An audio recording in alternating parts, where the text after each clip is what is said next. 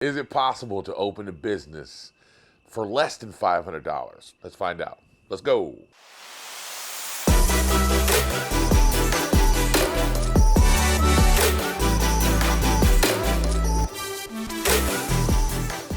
I'm going to preface this by saying that opening a business for $500 is easy. Keeping said business open is a whole different subject altogether. If you look at research and when you get your MBAs and this type of thing, I believe they tell you that if you keep a business open for 3 years, if you can do one thing successfully for 3 years, then it'll pretty much catch a hold and it'll work. In normal businesses, they want you to have 3 years of your finances, that's payroll, that's electricity, whatever, in the bank to get started because they want you to be successful, right? So let's just say this is $500 a month. That's $6,000 for the total year. That's $18,000. I know you're saying right now, Sonny, I ain't got no $18,000, and neither did I. And that's the big problem with most people, especially in the African American communities, that we always start under finance. We don't even take into account that, hey man, it's going to cost $20,000. And what would happen if we didn't make any money for the next 3 years? Having that mindset is what started my business to growing. And I'm going to tell you how I did it. I call it a FU fund, a fuck you fund, right? I'm trying to keep clean here on YouTube now so they won't demonetize my videos, but I call it the FU fund. If you have enough money that when everybody comes to talk to you, hey man, I need electric bill, FU, here's the money. I need the rent money, FU, here's the money. That's what I call an FU fund. Also, doing business with people that you don't want to do business with, you want to be able to tell them to fuck off. And how you do that is not by saying, I need to have a pile of money, but what you need to do is scale back. Mindset starts before any business. You have to scale back. Are you eating chicken and dumplings every week? Or are you eating high on the hog, eating pizza, eating out every day? In other words, can you go back to like college days? Or if you're in college, you're eating ramen every day. Can you live with a girlfriend? Can you live with a cousin or an uncle? Or can you live with your mom? Can you move back in with your mom? All these are crucial things that will help you to keep your business open. If you have no overhead, which is the best way to do it, in other words, it doesn't cost you anything to actually live where you're going to have your business, that's the best thing to start with. Is it this dramatic? And I'm going to say yes. It's dramatic like this. You want to make a big move, a big change. And are you willing to do what it takes to be successful? There's a British couple that lives here in the south of France, and they wanted to open up a B&B, and they bought an old barn that needed fixing up, and they're going to do it themselves.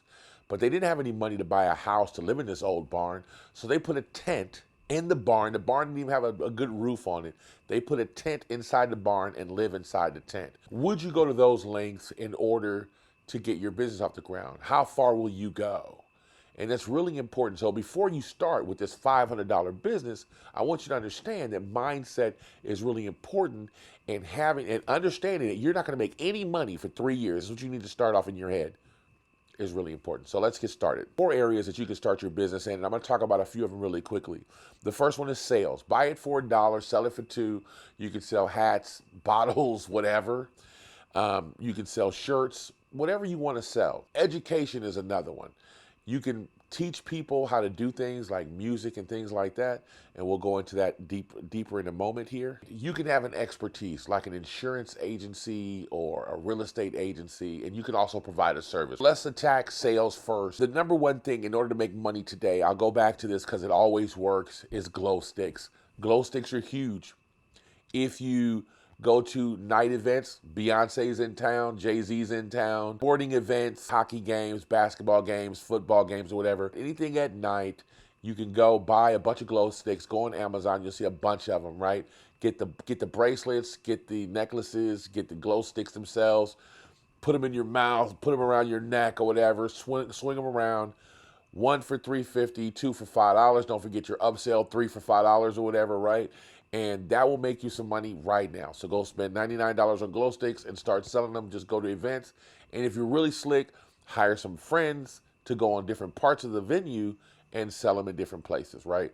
Now, if you go online, you can see a bunch of suggestions on how to do this where to go in the venue, what parts of the parking lot to hit and everything, because it is strategic and there is something to it. But selling glow sticks during the summer events, during any nighttime event, the wintertime, it doesn't matter. Selling those glow sticks is a way to sell something, buy something for $1 and sell it for $2 and get money right now. Let's break down education. You can teach people how to play music, which is one of my favorite things. Do you know how to play the guitar? Do you know how to play the piano?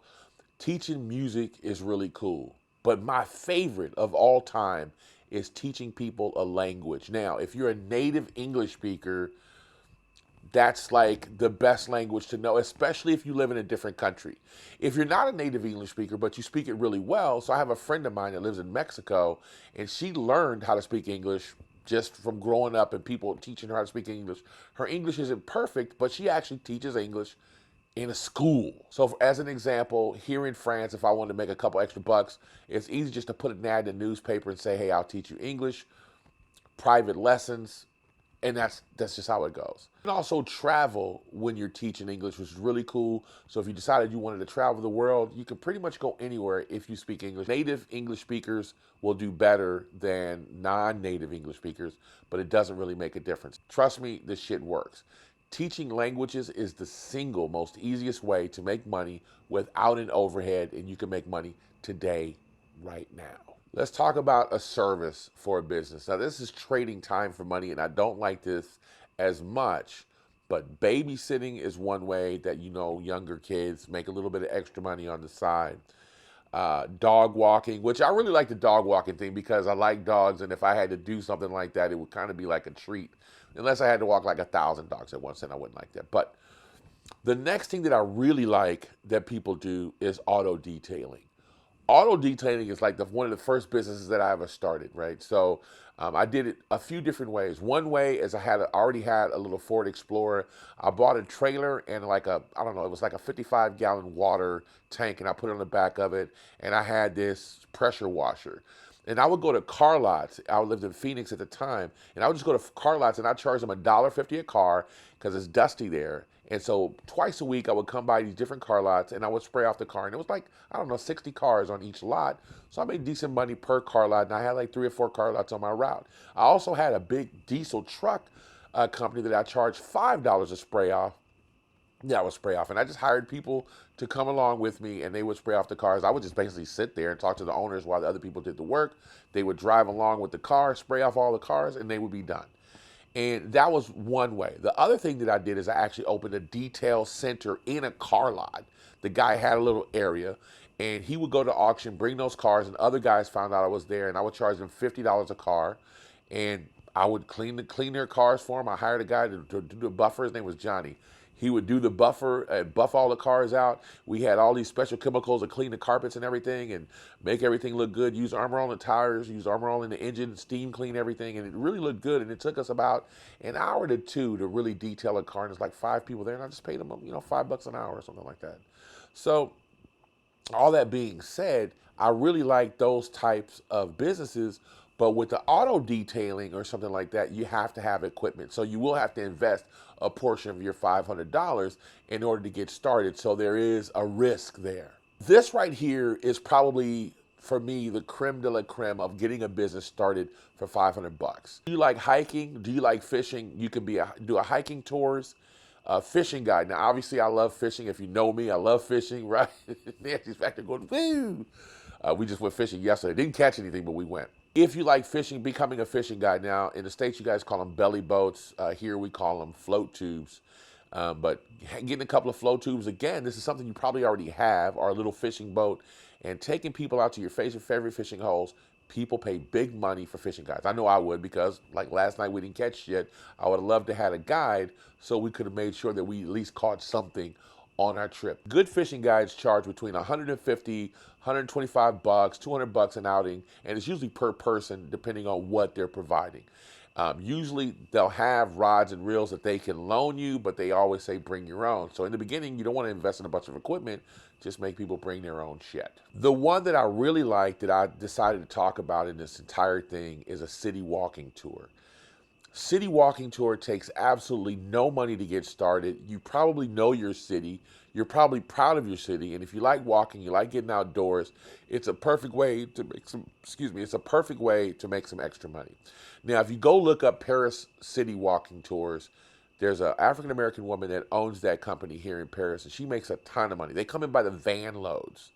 And people love taking tours of a city, learning new things about a city. They want to go to where the locals go eat.